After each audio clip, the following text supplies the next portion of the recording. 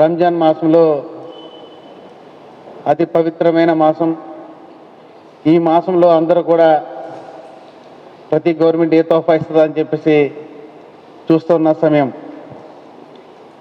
కూటమి పాలన వచ్చిన తర్వాత ముఖ్యంగా ఒక గొప్ప తోఫా ఇస్తారని ప్రజలందరూ కూడా ఎదురు చూస్తున్న సమయంలో మాకు వెన్నుపూట తోఫా ఇవ్వడం జరిగింది. అదేంటంటే హజ్ యాత్రికులు మనం అతి పవిత్రంగా జీవితంలో ఒక్కసారైనా మేము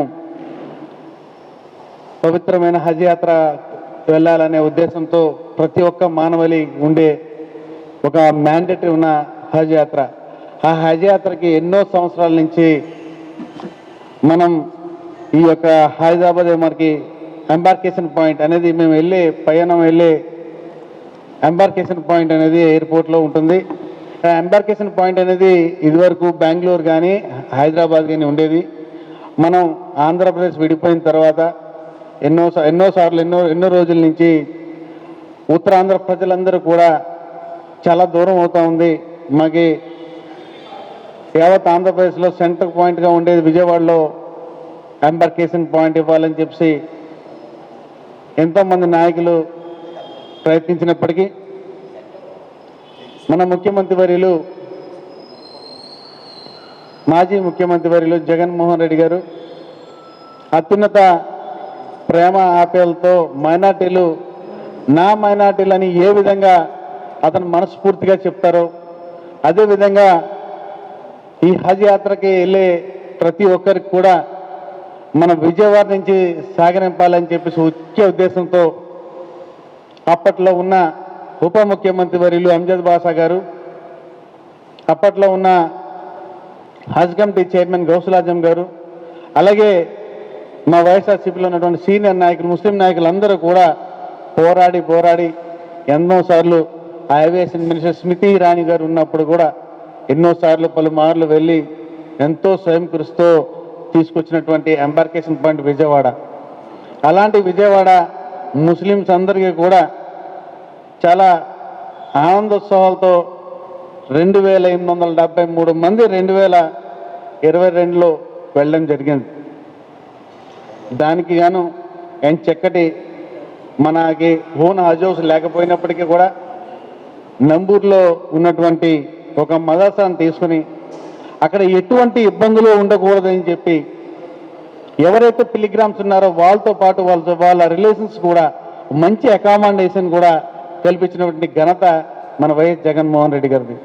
ప్రతి ఒక్కరికి కూడా 3 పూట్ల మంచి భోజనం ఇప్పించి మంచిగా ఏసీ బస్సుల్లో కూడా సాగనింపాం. అందరూ యావత్ ఆంధ్ర రాష్ట్రం కూడా చాలా గర్వంగా మేమందరం కూడా ఫీల్ అయ్యాం. మనం రాబోయే తరాలకి మా జగనన్న ఇచ్చినటువంటి మంచి కానుకగా ఒక ముస్లిం సోదరులందరూ కూడా మంచి చేసే విధంగా 14 కోట్ల రూపాయలు సుమారు వెచ్చించి అక్కడ మనం పంపించడం జరిగింది. దానికి గాను ఈ యొక్క నిర్ణయం తీసుకుంటున్నటువంటి ముఖ్యమంత్రి వర్యులు చంద్రబాబు నాయుడు గారు ఈరోజు ఈ యొక్క ముస్లింల పట్ల ఎందుకు ఇలా వ్యవహరించారో ఎవరు కూడా అర్థం కాని పరిస్థితిలో ఉన్నాం. మనం ఎంబార్కేషన్ పాయింట్ చేసినటువంటి కేంద్ర రాష్ట్రం వీళ్ళందరూ కూడా చట్టపట్టాలు వేసుకున్నటువంటి ఈ కూటమి ప్రభుత్వం ఈరోజు ఏవియేషన్ మినిస్టర్ కూడా మన ఆంధ్ర రాష్ట్ర ఎంపీఏ.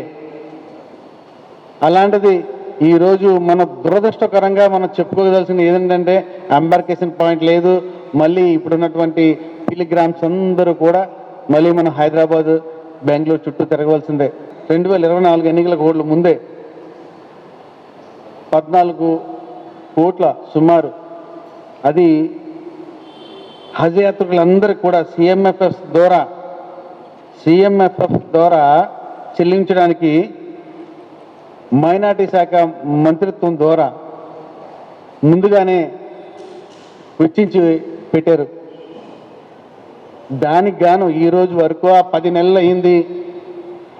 1800 మందికి ఒక్క రూపాయి కూడా ఇవ్వలేని దుస్థితిలో ఉన్నారు ఈ కూటమి ప్రభుత్వం. అంటే మైనార్టీల పట్ల వీళ్ళకున్న ధోరణి ఏంటో రాష్ట్ర ప్రజలు అర్థం చేసుకోవాలని చెప్పేసి మనవి చేసుకుంటా ఉన్నా. ఈ విధంగా 2024లో 1797 మంది ఫైనాన్షియల్ అసిస్టెంట్ ఖాతాలో జమ అవ్వకపోవడం వల్ల ఈరోజు హైదరాబాదు మరియు బెంగళూరులో వాళ్ళు ఎంబార్కేషన్ పాయింట్ ఎంచుకొని పెట్టవలసి వచ్చింది. వీళ్ళు ఏదన్నా అంటే విజయవాడలో ఎవరు కూడా లేరు, ఎవరు కూడా పెట్టుకోలేదని చెప్పేసి కల్లిబొల్లి కబుర్లు చెప్తా ఉన్నారు. ఇది గవర్నమెంట్ యొక్క బాధ్యత. ముస్లింస్ యొక్క పట్ల బాధ్యత ఉన్న ప్రభుత్వం అయితే మా హయాంలో వైఎస్ఆర్సీపీ హయాంలో 2900 మందికి ఏ విధంగా మేమందరం కూడా మనం ఎంబార్కేషన్ పాయింట్ ద్వారా మొట్టమొదటిసారిగా వచ్చింది. తర్వాత ఏంటంటే పెరగాలి కానీ తగ్గకూడదు. పోయినసారి మేమందరం కూడా ఏ ఒక్క హజ్ కమిటీ సభ్యులు కూడా వెళ్ళరాదు అని చెప్పేసి నిబంధనలు పెట్టడం వల్ల అదే డబ్బులతో ఉన్నటువంటి ఈ యొక్క ఆంధ్ర రాష్ట్ర గవర్నమెంట్లో ఏది ఒక్క రూపాయి కూడా చెల్లించలేదు. దేని గురించి చెల్లించలేదని ఒక్కసారి సవాల్ చేస్తామని చెప్పండి. 10 నెలలు అయింది ఈ రోజుకి 10 నెలలు అయింది. సుమారు ఒక్క రూపాయి కూడా వెచ్చించలేదు.